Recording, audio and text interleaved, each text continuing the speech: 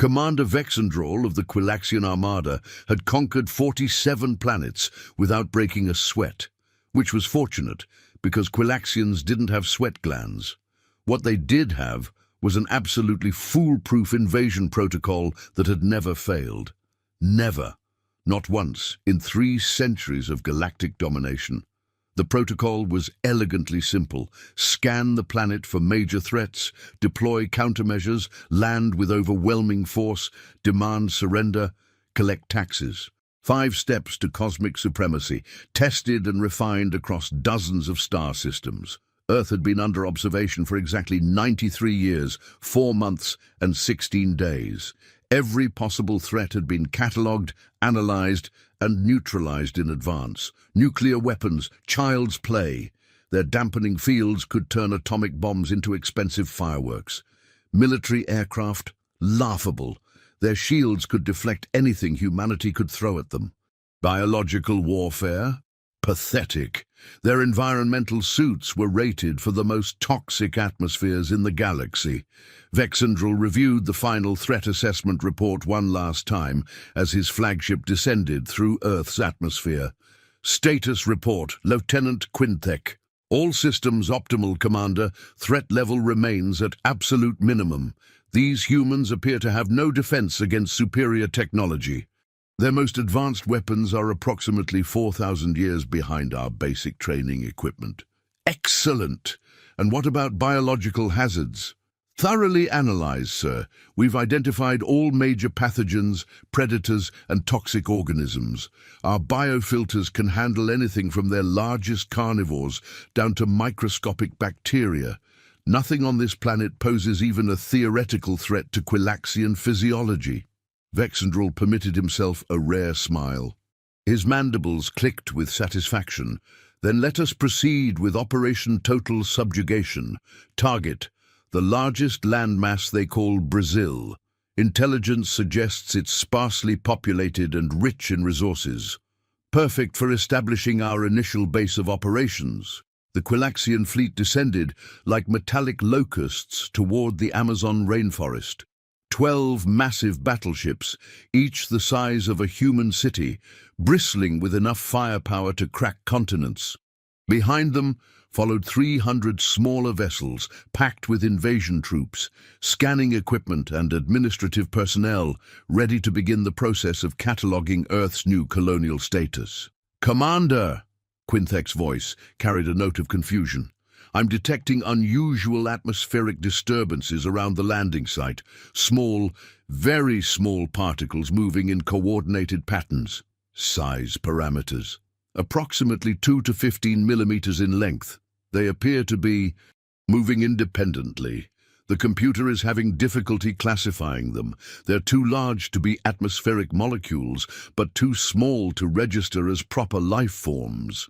Vexandrol waved a dismissive appendage. "Atmospheric debris. Probably some form of organic detritus stirred up by our descent engines. Proceed with landing sequence." The first battleship touched down in a clearing beside the Rio Negro, its massive landing struts crushing everything within a 50-meter radius. The second and third ships followed, their pilots carefully maintaining standard formation spacing. Everything was proceeding according to protocol. That's when the humming started. Lieutenant Quinthek was the first to notice it. A low, persistent drone that seemed to come from everywhere and nowhere at once. "Commander, are you detecting that auditory phenomenon?" "I hear it, Lieutenant. Probably just atmospheric resonance from our engines cooling down." "Nothing to be concerned about." But even as he spoke, Vexandrol felt a nagging sensation that something wasn't quite right. The sound was too organized, too purposeful. The first wave of troops began disembarking from their transports, their advanced armor gleaming in the humid rainforest air. Each soldier was equipped with enough technology to level a human city, protected by personal shields that could deflect meteors, and armed with weapons that could vaporize mountains. They made it approximately 15 meters before the first casualty report came through. "Command, this is Squad 7. We have a situation here."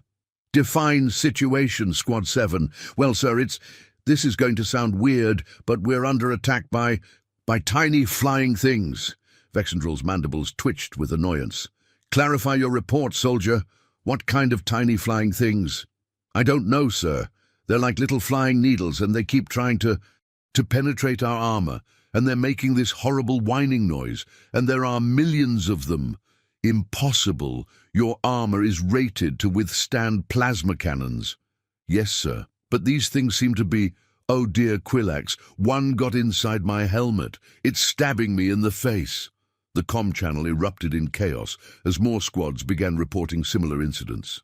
Vexendrel watched in growing bewilderment as his elite invasion force, trained to conquer civilizations, began running around the jungle, swatting at the air like demented dance performers. Quinthec, analysis. What are these things? The lieutenant's tentacles were flying over his instruments. According to our scanners, they appear to be insects, sir, specifically members of the family Culicidae. Common name among humans, mosquitoes. Mosquitoes! What in the name of the cosmic void is a mosquito?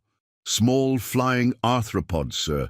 They appear to be, oh dear, blood-sucking parasites. Our database indicates they're considered a minor nuisance by most Earth species. A minor nuisance? Look at our troops. Through the view screen, they could see Quillaxian soldiers performing what could only be described as the most undignified tactical retreat in military history. Elite warriors who had faced down plasma dragons and conquered fortress worlds were being driven to absolute hysteria by creatures so small they were barely visible. Sir, Squad 12 reports that the insects are somehow penetrating their armor through the joints. The biofilters are useless because the creatures are too large to be filtered, but too small to be stopped by the defensive grids. What about our shields? The personal shields were designed to deflect large-scale attacks, sir. They're completely ineffective against tiny puncture attempts. It's like trying to stop raindrops with a force field designed to block asteroids. As if to emphasize the point, a mosquito materialized inside the command bridge. Vexendrel watched in fascination as the tiny creature landed on his control console, rubbed its legs together in what seemed like deliberate mockery, and then launched itself directly at his face. Ah! Get it off! Get it off! The next 6 hours descended into the kind of chaos that military historians would later struggle to describe without giggling. The most technologically advanced invasion force in galactic history had been reduced to a panicked mob of giant alien creatures running through the Amazon rainforest, flailing their appendages and making noises that sounded suspiciously like whimpering. "Commander!" Quinthec's voice was strained with panic. "I've just received casualty reports from all squads. 17 soldiers are down with what appears to be, well, sir, itching." Itching? Yes, sir. Severe dermatological irritation at the sites where the mosquitoes penetrated their skin. The medical bay reports that the affected areas are swelling and developing what human databases describe as mosquito bites. Our soldiers are literally scratching themselves into unconsciousness. But we're Quillaxians. We've conquered entire star systems. We've faced down the battle fleets of Andromeda. We've survived the cosmic plague of the 7th sector. How can we be defeated by something called mosquito bites? I don't know, sir. Our physiology seems to be particularly susceptible to whatever toxins these creatures inject. Some soldiers are reporting symptoms beyond mere itching. What kind of symptoms? Well, sir, Private Zekthorn claims he's seeing tiny pink elephants dancing on his weapons console. Corporal Vlymesh has developed what he describes as the worst headache in 17 dimensions. And Sergeant Major Krexval has been running in circles for the past hour, shouting something about the tiny buzzing demons of the green hell. Vexendrel stared at his instruments in growing horror. Are you telling me that these mosquitoes are somehow poisoning our troops? It gets worse, sir. I've been analyzing the biochemical composition of mosquito saliva, and I've discovered something rather disturbing. These creatures aren't just bloodsuckers, they're disease vectors. Meaning what exactly? Meaning they carry microscopic pathogens that cause additional illnesses in their victims. According to the human databases, mosquitoes are responsible for transmitting malaria, dengue fever, yellow fever, Zika virus, West Nile virus, and approximately 47 other diseases. 47? And our medical protocols? Completely inadequate, sir? We prepared for known galactic pathogens, but these Earth diseases are unlike anything in our databases. Our immune systems have no defense against them whatsoever. The situation deteriorated rapidly from there. By the end of the first day, half the invasion force was incapacitated with what could only be described as the worst case of collective hay fever in military history. By the second day, 3 squad leaders had developed malaria and were hallucinating about giant mosquitoes wearing tiny military uniforms. By the third day, the remaining troops had barricaded themselves inside their ships and were refusing to come out. This is ridiculous. Vexendrol slammed his appendage against the control panel. We're being defeated by creatures that weigh less than a paperclip. Actually, sir, according to my calculations, the average mosquito weighs approximately 2.5 milligrams. A human paperclip weighs about 1,000 milligrams. So technically, we're being defeated by creatures that weigh considerably less than a paperclip. That doesn't make me feel better, Lieutenant. The fourth day brought a new horror. The mosquitoes had apparently figured out that the aliens were trapped inside their ships. Clouds of them had gathered around every air intake, ventilation port, and external sensor array. The constant buzzing had become so intense that several soldiers had requested permission to be placed in medically induced comas just to escape the sound. "Sir!" A panicked voice crackled over the comm. "This is Squad Leader Nix Theo from Transport 7. The mosquitoes have found a way inside our ship. They're coming through the environmental systems. They're everywhere." "How is that possible? Our ships are hermetically sealed." "Apparently not sealed enough, sir. These things can fit through gaps that would challenge a hydrogen molecule. We've got soldiers fainting left and right, and Medical Officer Clixander has locked himself in a supply closet, claiming that the mosquitoes are plotting against him specifically." Vexendrol buried his head in his primary appendages. In 90 years of military service, he had never encountered a tactical situation quite like this. How do you fight an enemy that's too small to see properly, too numerous to count, and apparently capable of turning elite soldiers into gibbering wrecks with nothing more than a tiny needle-like proboscis? "Lieutenant Quintek, patch me through to the Scientific Analysis Division. Maybe they can help us understand what we're dealing with." "Scientific Analysis Division here." The voice that came through the comm sounded considerably less composed than usual. "Chief Scientist Belveric speaking. And before you ask, no, we don't have any solutions yet." "What's your analysis of the situation, Chief?" "Catastrophic, Commander. These mosquitoes represent the most perfectly evolved biological warfare system we've ever encountered.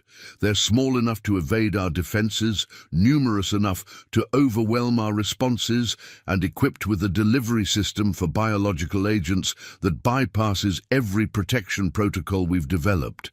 But they're just insects. Just insects. Just insects. Commander, I've been analyzing these creatures for 72 hours, and I can tell you with absolute scientific certainty that they are the most terrifying organisms in the known galaxy. Do you know how many species of mosquitoes exist on this planet? How many? 3,548. And each species has its own unique characteristics, feeding patterns, and pathogen repertoire. We're not fighting one enemy, Commander. We're fighting an entire ecosystem specifically designed to turn larger organisms into mobile blood banks. There has to be some way to fight them. We've tried everything. Plasma weapons are useless because you can't target something you can barely see. Area effect weapons just create more air currents that help them fly around. Our chemical warfare department attempted to deploy toxic gases, but the mosquitoes seem to be completely immune to everything we've tried. What about our defensive systems? Our shields were designed to stop large-scale attacks, not tiny puncture wounds. Our armor was built to deflect energy weapons, not tiny flying needles. Our environmental suits were rated for hostile atmospheres, not swarms of microscopic vampires. We're facing an enemy that has evolved specifically to exploit every possible weakness in our defensive philosophy. As if summoned by their conversation, a small cloud of mosquitoes chose that moment to drift through the bridge's ventilation system. Vexandrol watched in fascinated horror as his command crew, trained professionals who had faced down cosmic horrors, immediately began a complex dance of swatting, ducking, and making high-pitched whining noises that bore an uncomfortable resemblance to the mosquitoes themselves. "This is insane," he bellowed, frantically trying to avoid a particularly persistent mosquito that seemed to have developed a personal interest in his left eye stalk. "We're the most advanced military force in 3 sectors of the galaxy. We have technology that can crack planets. We have weapons that can ignite stars. We have conquered civilizations. How can we be defeated by something that probably can't even spell its own name?" "Actually, sir," came a small voice from the communications station, "I don't think they need to spell their names. They seem to be winning through superior tactics." "Superior tactics? They're bugs." "Yes, sir, but they're bugs that have spent millions of years perfecting the art of attacking larger organisms. Meanwhile, we've spent our entire military history preparing to fight enemies that think like us, use technology like us, and fight like us. We've never encountered an opponent whose entire strategy is based on being too small and too numerous to fight effectively." The terrible truth of this statement settled over the bridge like a toxic cloud. They had prepared for every conceivable threat except the one they were actually facing.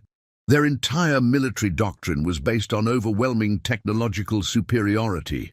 But what good was superior technology when your enemy was too tiny to be overwhelmed? "Sir!" The communications officer was frantically adjusting his equipment.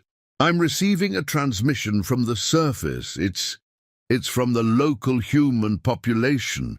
Put it through." The view screen flickered to life, revealing a middle-aged human male wearing what appeared to be casual clothing and an expression of barely contained amusement.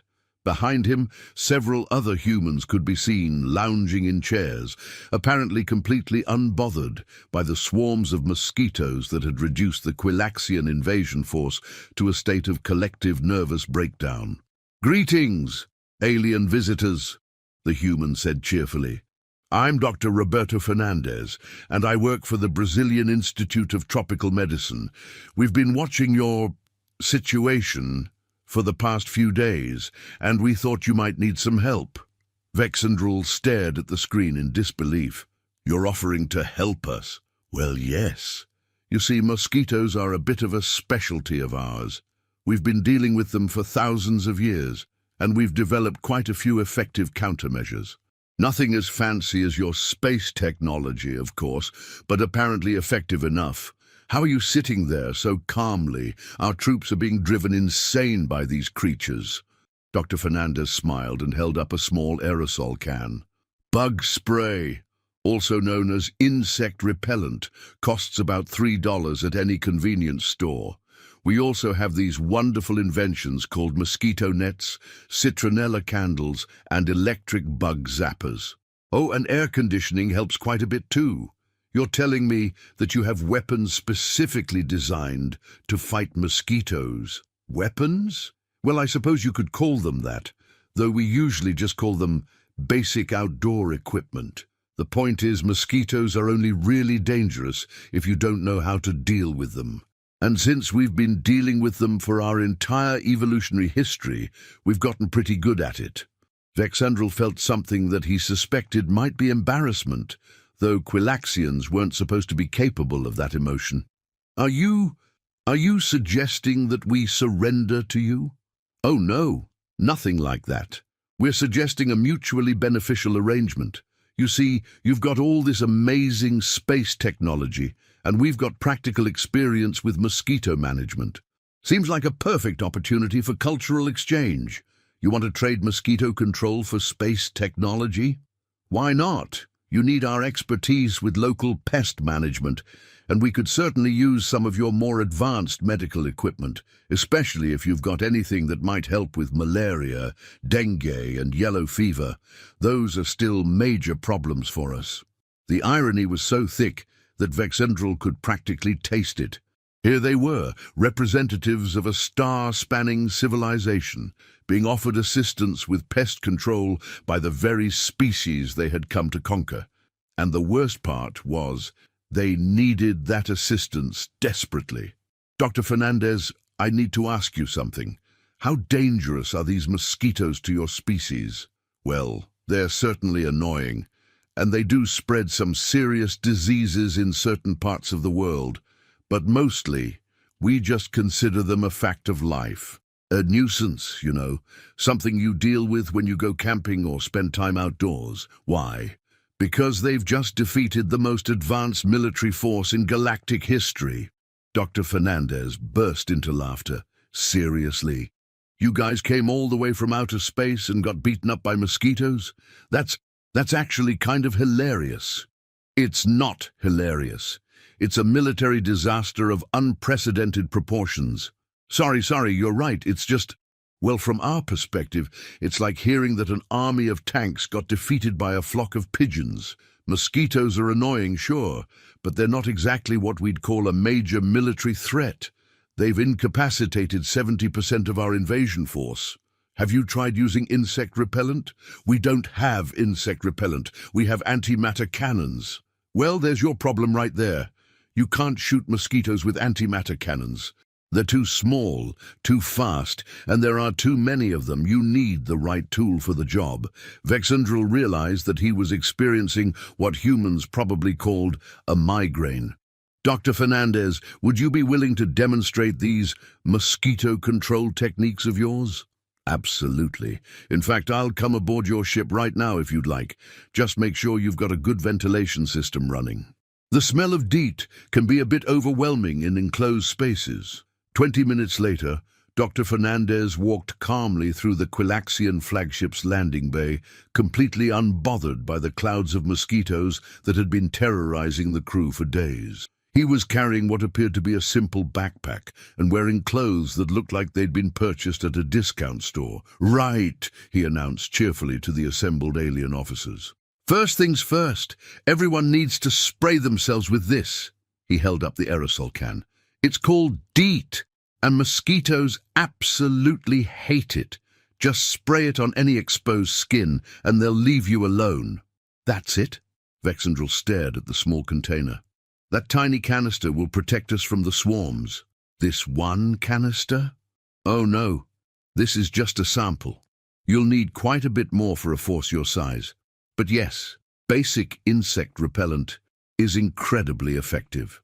The active ingredients interfere with the mosquito's ability to detect carbon dioxide and body heat, which is how they find their targets. Why didn't our scientists discover this? Because you were looking for high-tech solutions to a low-tech problem. Sometimes the simplest answer is the right answer. Here, try some. Vexendrel cautiously allowed Dr. Fernandez to spray the repellent on his primary appendages. Within seconds, the mosquitoes that had been hovering around him dispersed, apparently losing all interest in their former target. Incredible! It actually works! Of course it works. We've been perfecting this stuff for decades. Now, let me show you some of our other techniques. Over the next several hours, Dr. Fernandez conducted what could only be described as the most unusual military training session in galactic history. He demonstrated the proper use of mosquito nets, explained the principles of citronella-based repellents, and even set up several electric bug zappers around the ship. The key, he explained to the fascinated alien officers, is understanding your enemy. Mosquitoes aren't trying to destroy you, they're just trying to get a meal. If you make it difficult or unpleasant for them to feed on you, they'll go find something else to bite. But there are so many of them. True, but that's actually an advantage for you. Mosquitoes aren't very smart individually. They operate on instinct. If you disrupt their feeding patterns, the entire swarm loses effectiveness. It's not like fighting an organized military force. It's more like dealing with a natural phenomenon, like weather. Exactly. You don't fight a thunderstorm with weapons. You prepare for it with appropriate equipment and shelter. Same principle applies to mosquitoes. By the end of the day, the Quilaxian invasion force had been transformed from a panicked mob into a group of bemused but functional soldiers equipped with bug spray, mosquito nets, and a healthy respect for Earth's smaller inhabitants. "Dr. Fernandez," Vexandral said as they watched the last of the major mosquito swarms disperse, "I have to ask, if humans have such effective methods for dealing with these creatures, why do you still consider them a problem?" "Well, they're not really a problem if you're prepared for them. The issues arise when you're caught off guard, or when you don't have access to proper equipment, or when you're dealing with disease transmission in areas with limited medical infrastructure. But for the most part, mosquitoes are just part of life on Earth." "Part of life," Vexandral repeated slowly. "You mean you simply accept their existence?" "Sure. They're part of the ecosystem. They pollinate plants. They feed fish and birds. They help with nutrient cycling. They're annoying when they bite you, but they're not evil. They're just doing what they evolved to do. And what they evolved to do nearly destroyed our invasion force." "Well, yes, but that's because you approach them as a military threat instead of a biological phenomenon. It's like trying to fight gravity with laser cannons. You're using the wrong conceptual framework." The profound implications of this statement settled over Vexandral like a revelation. They had approached Earth with the assumption that any significant threat would be recognizable as such. Large, organized, technologically sophisticated. They had never considered that the planet's most effective defense might be something so small and simple that it didn't even register as a legitimate opponent. "Dr. Fernandez, I need to ask you something important. Are there other creatures on your planet that might pose similar challenges to visiting tourists?" Dr. Fernandez grinned. "Oh, absolutely. You've got ants that can carry objects 50 times their own weight, spiders that can kill you with a single bite, bacteria that can eat through metal, plants that can cause severe chemical burns, and weather patterns that can generate more energy than fusion bombs. Plus, there are these things called wasps that are basically mosquitoes with anger management issues." "What?" "Don't worry. Just like with mosquitoes, we've got ways to deal with all of them. The secret is understanding that Earth is what we call a high biodiversity environment. Everything here has evolved to compete with everything else, so there are natural checks and balances. You just need to know what you're dealing with. How do humans survive in such a hostile environment?" Hostile? We don't really think of it as hostile. It's just complicated. Humans evolved here, so we're adapted to deal with most of the local challenges. Plus, we've developed tools and techniques over thousands of years of experience. For us, dealing with mosquitoes and wasps and poisonous plants is just part of growing up. So you're saying that Earth is naturally defended by its own ecosystem? In a way, yes. Any organism that didn't evolve here is going to have a hard time dealing with all the local biological complexities. It's not intentional defense, mind you. It's just that life on Earth is incredibly diverse and competitive. If you're not adapted to it, you're going to have problems. Vexandral realized that their invasion had failed, not because Earth was defended by advanced technology or military forces, but because they had fundamentally misunderstood the nature of the planet itself. Earth wasn't a fortress or a weapons platform. It was a biological maze, so complex that even its native inhabitants needed constant vigilance and specialized equipment to navigate it safely. "Dr. Fernandez, I think we may have made some errors in our approach to Earth. Probably, but don't feel bad about it. Lots of Earth organisms make similar mistakes when they encounter new environments. The key is learning to adapt." "Adapt?" Vexandral repeated thoughtfully. "Yes, I think adaptation may be necessary." And so, the great Quilaxian invasion came to an end, not with warfare or conquest, but with the most unlikely cultural exchange in galactic history. The would-be conquerors found themselves learning pest management techniques from the very people they had intended to subjugate. Within a week, the Quilaxian fleet had been converted into the galaxy's first interstellar research station, dedicated to the study of microbiological defensive systems. Dr.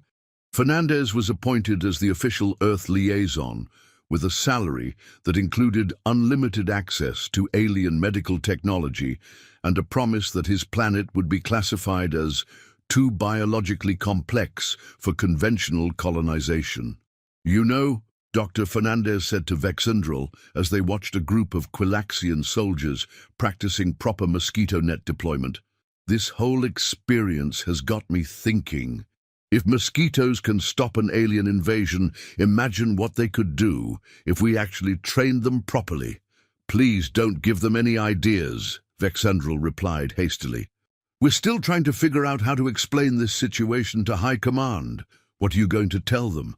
"The truth, that we encountered a defense system so perfectly evolved that our entire military doctrine was rendered obsolete by creatures that weigh less than a paperclip."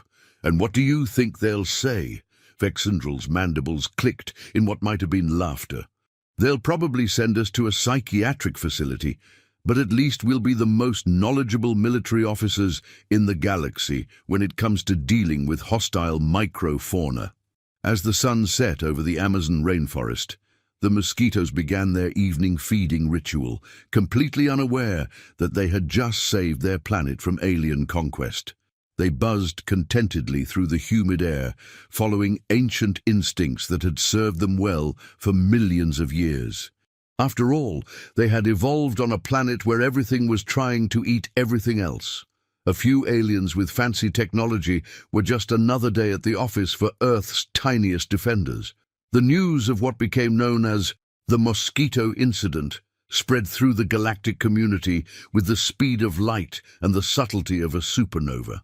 Within 3 standard galactic days, every major news network in 17 sectors was running headlines like "Mighty Fleet Defeated by Bugs" and "Quilaxians Quit Conquest, Sight Itching." Admiral Threxcool of the Galactic High Command received the initial report while sipping his morning nutrient supplement. He read it once, blinked all 4 of his eyes, read it again, and then called for an immediate psychiatric evaluation of the entire communication division. This report claims that the Quilaxian invasion of Earth was stopped by insects, he asked his aide, Lieutenant Commander Blixtall. "Yes, sir, specifically mosquitoes. According to the filed documentation, they are small flying arthropods that consume blood and transmit diseases. And our most elite invasion force was defeated by these blood-sucking arthropods." "Apparently so, sir." The report includes detailed tactical analyses, casualty reports, and what appears to be a requisition request for 17,000 units of something called DEET and 43,000 mosquito nets. Admiral Threxcool set down his nutrient supplement with a hand that was definitely not trembling. "Lieutenant Commander, I want you to send a message to the psychiatric division. Tell them we need a full evaluation of Commander Vexendrel and his entire staff." "Actually, sir, we already did that. The psychiatric team reported back that the Quilaxians appear to be completely sane, which is apparently part of the problem." "What do you mean?" "Well, according to Dr. Vixatheron, the situation is so genuinely absurd that anyone rational would have trouble processing it. He says the real concern would be if they weren't showing signs of psychological stress." "So you're telling me that this report is accurate?" "As far as we can determine, yes, sir. The Quilaxian invasion of Earth was successfully repelled by the planet's indigenous mosquito population, with minimal human involvement required." Admiral Threxcool buried his primary head in his manipulator appendages. In 2 centuries of military service, he had dealt with mutinies, civil wars, interdimensional incursions, and that unfortunate incident with the sentient space whales. But he had never encountered a situation quite like this. "Lieutenant Commander, I want you to classify this entire incident as Level 7 confidential. If word gets out that our most advanced military force can be defeated by insects, we'll have rebellions in half the galaxy. Too late, sir. The information has already been picked up by the gossip network of the Outer Rim. They're running a special segment called Galactic Military Disasters, When Bugs Fight Back. What?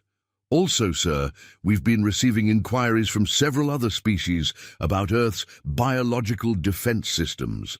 The tentacled hegemonists want to know if they can purchase mosquitoes for their own planetary defense programs. You can't be serious. I'm afraid I am, sir. There's also been a formal request from the Bureaucratic Federation asking for detailed specifications on mosquito reproduction rates, feeding patterns, and optimal deployment strategies. Admiral Threxcool realized that what he was experiencing was probably what humans called a migraine. Lieutenant Commander, get me a direct line to Commander Vexendral. I need to understand exactly what happened down there.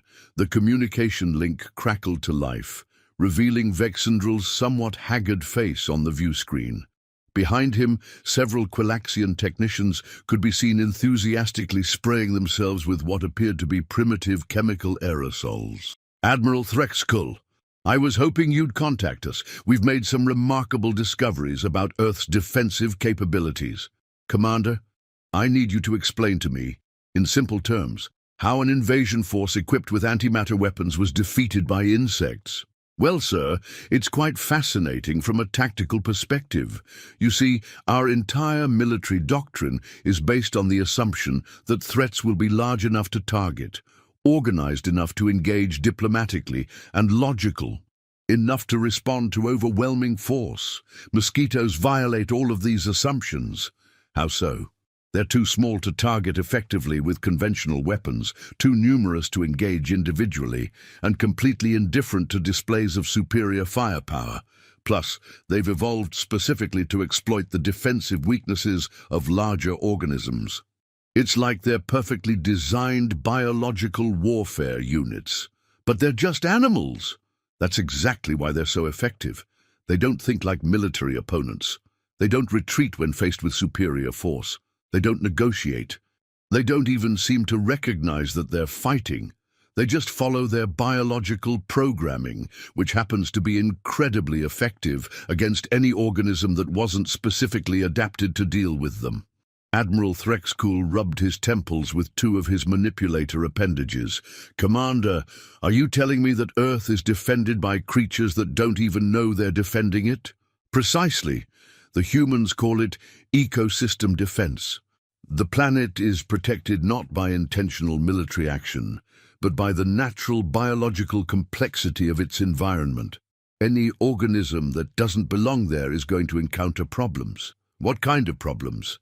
Well, aside from mosquitoes, there are apparently creatures called fire ants that can organize military-style attacks on intruders, killer bees that pursue threats for kilometers, poison ivy that causes severe chemical dermatitis through mere physical contact, and something called influenza that spreads through respiratory transmission and can incapacitate entire populations.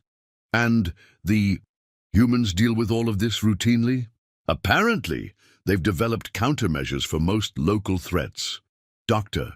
Fernandez has been teaching us about what they call common sense precautions, simple techniques that any Earth child learns growing up, such as, well, they wear protective clothing, use chemical repellents, maintain clean living spaces, practice what they call hygiene, and have developed an entire medical infrastructure dedicated to treating mosquito-borne illnesses. They've been fighting biological warfare for their entire evolutionary history.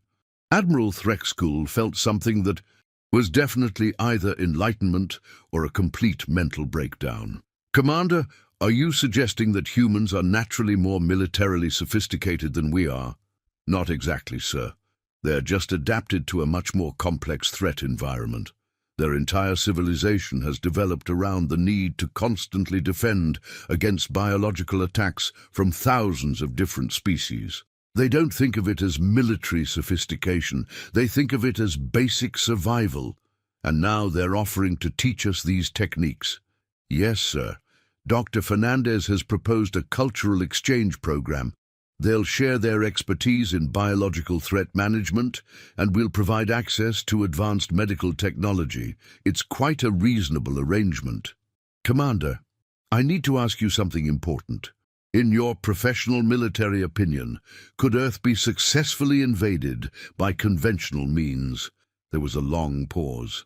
Sir, after 4 days of being terrorized by creatures that most humans consider a minor nuisance, I would have to say, probably not. At least, not without extensive preparation and a complete redesign of our military protocols. Explain. Well, any invasion force would need to be equipped for biological warfare against thousands of different species, prepared for diseases that don't exist anywhere else in the galaxy, and capable of operating in an environment where literally everything is trying to eat everything else. Plus, the humans themselves have proven to be remarkably resourceful and adaptable. What do you mean by that? They've been observing our predicament for several days, and instead of panicking or trying to exploit our vulnerability, they offered to help. They understood immediately what we were dealing with and provided effective solutions. That suggests a level of practical intelligence and tactical flexibility that could make them very dangerous opponents. Admiral Threxcool realized that the implications of this report extended far beyond military embarrassment. If Earth truly was defended by its own ecosystem, and if humans were as adaptable as Vexendrel suggested, then the planet represented something unprecedented in galactic history, a naturally fortified world inhabited by a species specifically adapted to biological warfare. Commander, I'm going to need a full tactical assessment of Earth's defensive capabilities. Include everything, the mosquitoes, the other biological threats you mentioned, and the humans' countermeasures. Already in progress, sir. Dr. Fernandez has been incredibly helpful. Did you know that Earth has something called bacteria that can literally eat through metal, and viruses that can reprogram cellular function, and weather patterns that can generate more energy than our fusion reactors? What? Oh, and there are these things called crocodiles that are basically living battle tanks with teeth, and sharks that are perfectly designed biological killing machines, and bears that can weigh up to 800 kilograms and run faster than our personnel. Carriers. How do humans survive on such a planet? That's what makes them so impressive, sir. They've not only survived, they've become the dominant species. Dr. Fernandez says they accomplished this through something called intelligence, cooperation, and really good tools. Admiral Threxcool stared at the view screen in growing amazement. Commander, I think we may need to completely revise our assessment of Earth and its inhabitants. I agree, sir. I recommend immediate reclassification from primitive target to potential ally with specialized expertise. The humans could teach us things about biological warfare that we never imagined. And the mosquitoes? Still here, sir, but much more manageable now that we know how to deal with them. Though I have to admit, I've developed a healthy respect for anything that can bring down an invasion fleet through sheer persistence. The conversation was interrupted by an excited voice in the background. Commander, you need to see this. Doctor, Fernandez has just shown us something called an electric fly swatter. It's like a tiny lightning generator designed specifically for killing flying insects. An electric fly swatter? Admiral Threxcool repeated weakly. Apparently humans have an entire industry dedicated to manufacturing anti-insect weapons. They have sprays, zappers, nets, traps, and what Dr. Fernandez calls the ultimate mosquito deterrent, something called air conditioning. Air conditioning. Climate control technology that makes indoor environments too cold and dry for mosquitoes to survive. Humans have literally terraformed their own living spaces to be uninhabitable by their natural enemies. That's actually quite ingenious. Sir, I think we may have severely underestimated human technological development. They've created solutions to biological warfare problems that we didn't even know existed. Admiral Threxcool found himself nodding slowly. Commander, I want you to continue working with Dr. Fernandez. Learn everything you can about Earth's biological defense systems and human countermeasures. This information could be invaluable for future operations. Actually, sir, Dr. Fernandez has invited us to visit something called a university. Apparently, humans have entire institutions dedicated to studying mosquitoes and developing better ways to control them. They have mosquito universities, among other things. Dr. Fernandez says there are also institutions that study tropical medicine, entomology, parasitology, and vector-borne disease control. The humans have been conducting scientific warfare against their own ecosystem for centuries, and they're willing to share this knowledge? Absolutely. They seem genuinely excited about the opportunity to compare notes with an extraterrestrial species. Dr. Fernandez keeps talking about the advancement of interspecies scientific cooperation and mutual benefit through knowledge exchange. What do they want in return? Medical technology, mostly. They're particularly interested in our cellular regeneration techniques and our methods for treating genetic disorders. Apparently, many of the diseases transmitted by mosquitoes could be eliminated with the right medical technology. Admiral Threxcool realized that what had started as a military disaster might actually represent an unprecedented opportunity for scientific advancement. Commander, I'm authorizing you to negotiate a formal research agreement with the humans. We'll establish a permanent research station to study Earth's biological systems and develop improved defensive protocols. Thank you, sir. I think this could be the beginning of a very productive relationship. Just try not to let the mosquitoes near the negotiating table. Already taken care of, sir. Doctor. Fernandez has equipped our entire diplomatic team with what he calls industrial strength DEET. Apparently, it's the same stuff they use for military operations in tropical regions. Humans have military-grade mosquito repellent? Sir, humans have military-grade everything when it comes to biological threats. They've been fighting a biological arms race for their entire evolutionary history. Their camping equipment is more sophisticated than our standard environmental protection gear. The communication link closed. Admiral Threxcool found himself contemplating the profound implications of what he had just learned. The galaxy's most advanced military force had been defeated not by superior technology or strategic brilliance, but by the simple biological reality of life on Earth. And yet perhaps that was exactly what made Earth and its inhabitants so remarkable. They had evolved not just to survive in one of the galaxy's most biologically complex environments, but to thrive in it. They had turned the planet's natural hostility into a source of strength, developing technologies and techniques that no other species had ever needed to imagine. The mosquitoes, for their part, continued their ancient routine, completely unaware of their newfound status as galactic celebrities. They had no idea that their simple pursuit of a blood meal had prevented an alien invasion, sparked an interstellar diplomatic incident, and launched humanity into the cosmic community as the galaxy's premier experts on biological warfare. But that was the beauty of it. They didn't need to know. They were just being mosquitoes, following instincts honed by millions of years of evolution on a planet where everything was constantly trying to eat everything else. And in doing so, they had inadvertently proven that sometimes the most effective defense isn't the most sophisticated one. Sometimes it's just the most persistent, the most adaptable, and the most perfectly suited to exploiting the weaknesses of those who think they know everything. Meanwhile, back on Earth, Dr. Fernandez was having the time of his life. He had gone from studying tropical disease vectors to serving as humanity's first interstellar diplomat. And he was discovering that aliens were remarkably similar to graduate students. Intelligent, well-meaning, and completely unprepared for the realities of fieldwork. "Now, Commander Vexandrol," he was saying to a group of fascinated Quilaxian officers, "the key to understanding mosquito behavior is recognizing that they're not actually trying to annoy you. They're just trying to get enough protein to produce eggs. The fact that this requires puncturing your skin and consuming your blood is simply an unfortunate biological necessity from their perspective. "But why do the bites itch so much?" asked Lieutenant Quinthek, scratching absently at several welts on his manipulator appendages. "Ah, excellent question. The itching is actually your immune system's response to mosquito saliva.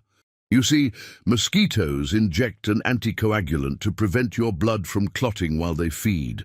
Your body recognizes this as a foreign substance and triggers an inflammatory response, which causes the swelling and itching. So the mosquitoes are actually injecting us with chemicals. Precisely. It's a form of biological warfare, though from the mosquito's perspective, it's just dinner preparation. Rather like how you might add seasonings to your food." Commander Vexandrel shuddered. "Are you saying that mosquitoes consider us seasoned food?" "Well, more like they're seasoning you to make the feeding process more efficient. The anticoagulant is just a practical necessity, though I suppose from your perspective, the distinction might not matter much." "Dr. Fernandez," interjected Chief Scientist Belveric, "I've been analyzing the biochemical composition of mosquito saliva, and I've discovered something quite remarkable. The anticoagulant compounds are incredibly sophisticated. Some of them are more effective than our own medical treatments." "Really? That's fascinating. Mosquitoes have been evolving their feeding mechanisms for over 100 million years, so it makes sense that they'd develop some pretty advanced biochemistry. Could these compounds be useful for medical applications?" "Absolutely. In fact, we've already developed several medications based on anticoagulants found in blood-sucking creatures. There's a whole field of study called biomimetic medicine that looks for useful compounds in nature. So mosquitoes might actually be medically valuable." "Oh, they already are. We use mosquito-derived compounds in treatments for blood clots, and we're researching their potential for other applications. Plus, mosquitoes themselves are important disease vectors, which makes them crucial for understanding epidemiology." Lieutenant Quinthek looked confused. "I thought disease transmission was a bad thing." "It is, but studying how diseases spread helps us develop better treatments and prevention strategies. Mosquitoes are like tiny flying laboratories that help us understand how pathogens evolve and adapt." "So they're simultaneously dangerous and useful?" "Welcome to Earth," Dr. Fernandez grinned. "Pretty much everything here is simultaneously dangerous and useful. That's what makes our planet so interesting." Commander Vexandrel was taking notes frantically. "Dr. Fernandez, I need to understand something. How did humans develop such sophisticated countermeasures against biological threats?" "Necessity, mostly. When your environment is constantly trying to kill you, you get very good at staying alive. Plus, we've had the advantage of evolving alongside these threats, so we understand them intuitively." "What do you mean by intuitively?" "Well, human children learn about mosquitoes the same way they learn about fire or sharp objects, through direct experience and cultural knowledge passed down. Through generations, we don't think of mosquito control as advanced technology. We think of it as basic common sense. But DEET is a complex chemical compound. True, but using it is simple. Spray it on, mosquitoes go away. The complexity is in the development and manufacturing, not in the application. Most effective solutions are like that. Sophisticated science made simple for everyday use." Chief Scientist Belvaric was nodding enthusiastically. "This is a completely different approach to defensive technology. Instead of creating increasingly complex weapon systems, humans have focused on making advanced solutions accessible and easy to use." "Exactly. There's no point in having the perfect mosquito repellent if it requires a PhD in chemistry to apply it properly. Our approach has always been to make things work for ordinary people in ordinary situations. But how do you develop such solutions without advanced scientific equipment?" "Who says we don't have advanced scientific equipment? We've got universities, research laboratories, pharmaceutical companies, and government agencies all working on mosquito-related problems. The difference is that we've been working on these specific problems for centuries." Commander Vexendrol looked around at his officers, all of whom were furiously taking notes. Dr. Fernandez, I think we may have underestimated human technological development. How so? We assumed that because you hadn't achieved interstellar travel, you must be technologically primitive. But you've actually developed highly sophisticated solutions to problems that we never even considered. Well, different planets present different challenges. You've mastered space travel and energy manipulation, which are things we're still working on. We've mastered biological threat management and ecosystem navigation, which are things you're just discovering. It's not really about who's more advanced, it's about what kinds of problems you've had to solve. That's a remarkably diplomatic way of putting it. Hey, diplomacy is just another survival skill. When you live on a planet where cooperation can mean the difference between life and death, you get pretty good at finding common ground. Lieutenant Quinthek raised a tentacle. Dr. Fernandez, I have to ask, are there other planets in your solar system that have similar biological challenges? Well, as far as we know, Earth is unique in terms of biological diversity. Mars doesn't seem to have any life at all, and the gas giants are, well, they're gas giants, but there might be microbial life on some of the moons. We're still exploring, so Earth is unusually dangerous even by planetary standards. Or unusually vibrant, depending on your perspective. All that biological diversity that makes life challenging also makes it incredibly rich and interesting. We wouldn't trade it for anything, even though it means dealing with mosquitoes. Even though it means dealing with mosquitoes, they're part of what makes Earth special. Plus, without mosquitoes, we never would have developed DEAT, which means we never would have been able to help you guys. Commander Vexendrol clicked his mandibles thoughtfully. Dr. Fernandez, I think you've given us a completely new perspective on what it means to be technologically advanced. How's that? We've always measured advancement by the size and power of our weapons. But you've shown us that true advancement might be measured by how well you can coexist with your environment. That's a beautiful way to put it, though I should point out that we're still working on the coexistence part. We've got our own environmental challenges to deal with, such as climate change, pollution, habitat destruction, the usual problems that arise when an intelligent species starts reshaping its planet faster than the ecosystem can adapt.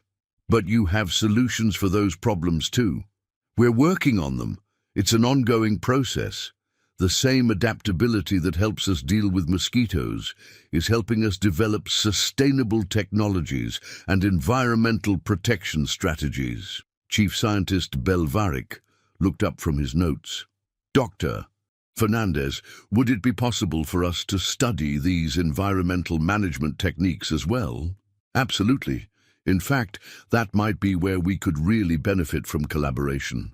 You've got advanced energy technologies that could help us develop cleaner industrial processes, and we've got experience with ecosystem management that could help you understand planetary biology. A true partnership. Exactly. Plus, think about what we could accomplish together. Advanced alien technology combined with Earth's biological expertise could lead to solutions that neither of us could develop alone. As the conversation continued, it became clear that what had started as a military disaster was evolving into something much more significant. The first truly collaborative relationship between humans and an extraterrestrial species. The mosquitoes, meanwhile, continued their evening hunting patterns, completely oblivious to the fact that they had just launched humanity into the galactic community and established Earth as the universe's premier destination for biological warfare training. But perhaps that was the most beautiful irony of all. The most effective defenders are often those who have no idea they're defending anything at all. They're simply following their nature, pursuing their ancient purpose, being exactly what millions of years of evolution designed them to be. And sometimes that's exactly what saves the world.